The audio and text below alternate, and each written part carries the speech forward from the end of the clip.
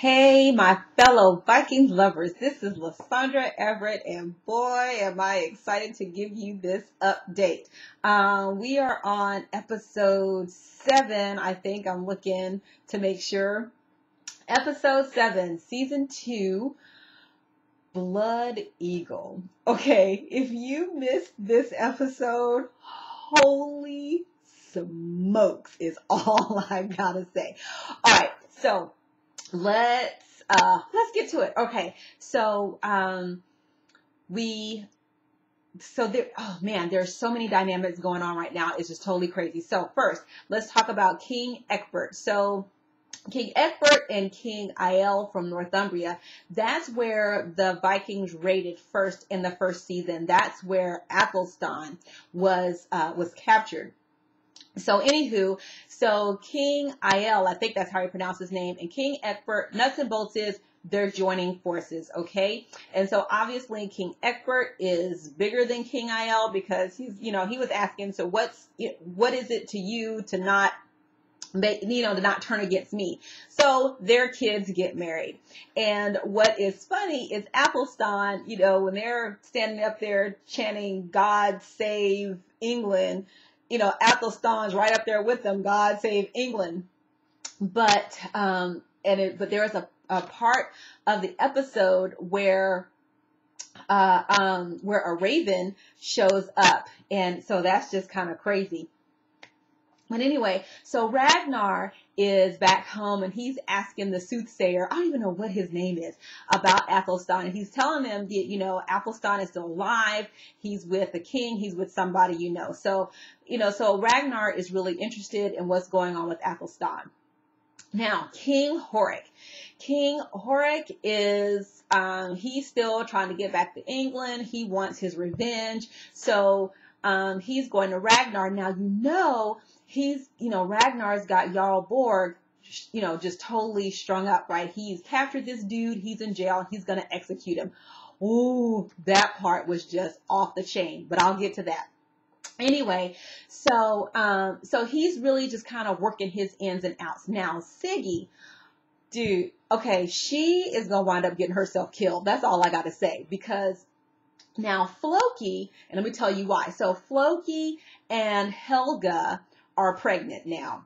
And so they get married. Now, the thing about it is Floki didn't invite Ragnar to the wedding. And I thought, wow, that was kind of odd because, Floki and Ragnar, they're supposed to be boys, but evidently not. So Siggy gets wind of this and she's telling King Horik, hey, Floki ain't so chill with Ragnar. And there was a scene later on where Siggy and Rollo were in bed and Rollo's asking her, why are you sleeping with this dude? And I'm thinking, whoa, I thought he was going to choke her. Because he had his hand around her neck and I thought he was going to choke her. But she's telling him, look, he's a king. Don't underestimate his power. So we'll see how that whole dynamic works out, because I'm thinking that at some point he going to kill that woman.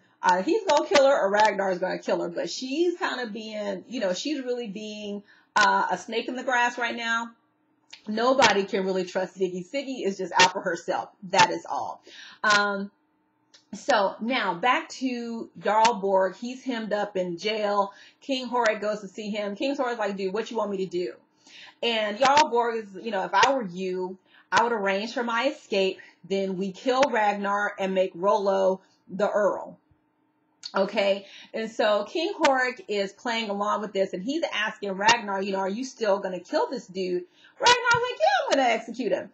And so King Horik's like, look, we need another alliance, so we need some ships so we can go raid west. And so he's telling Ragnar, don't kill him right now until we have a new ally.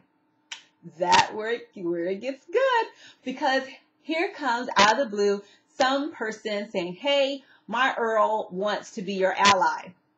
Well, the Earl is Miss Lagertha. Evidently, Lagertha has been making her own moves. So she's telling Ragnar, look, so we're equals now. I've got, 4 ships. I've got 100 men. You down or what? So his new ally is Lagertha. So Lagertha is backing Hattagot And which I'm thinking this is just straight crazy, right? Because then here's Princess Aslog. She's telling him, oh, I like her. If it was going to be anybody, I'd rather it be her. And I'm sitting here thinking, really? Are you really saying that? But here's my thing with her, with Princess Aslog. Now, how are you going to be a princess and you have no connections? Your boo needs more men, more ships. And you're a princess. You can't do anything. So really, her only purpose right now is to pop out these babies. Okay, if that's your job, that's your job. Do your thing, whatever. Okay, now, let's see. So Bjorn still chasing this slave girl. Now, this was funny too, because he's sitting there, Ragnar and Bjorn, and Ragnar is telling him, let me give you some advice. Think with this and not that. And I'm thinking, yeah, you would know, right? Because you done got yourself in some hot water with these women. Okay, now, let's get to the end. So, Jarl Borg is really under the assumption that someone, that King Horik is going to try to help him escape. Because King Horik pretty much says so. So the time comes and it's dark and somebody comes in his cell, takes off his chains. He grabs his dead wife's skull. I don't know what's up with Jarl Borg and his dead wife's skull. Anywho, so he runs out the door. Boom. They are waiting to execute this dude. Now, this was for lack of a better term, the most awesome execution I have ever seen. Awesome in that this was just straight crazy. So this blood eagle thing. So let me tell you what happens to Jarl Borg. First, and I had to go back and read this, so I'm sure if you haven't read it, go Google it, Wikipedia. But what happens is they take a knife and they separate the skin from the spine, right?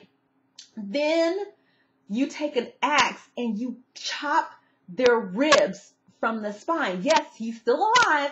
Chop the ribs from the spine. And then you reach in, pull out their lungs, and put them on their shoulder until they die. Now, the key to all of this is that the person that's getting this blood eagle thing, they have to suffer in silence or they'll never reach Valhalla, the Viking version of heaven. So if you cry out, then you don't get to Valhalla. So you have to stay quiet while somebody is taking a knife and running it up your back, taking an axe and chopping your ribs, and then reaching in your body and yanking out your lungs to put them on your shoulder.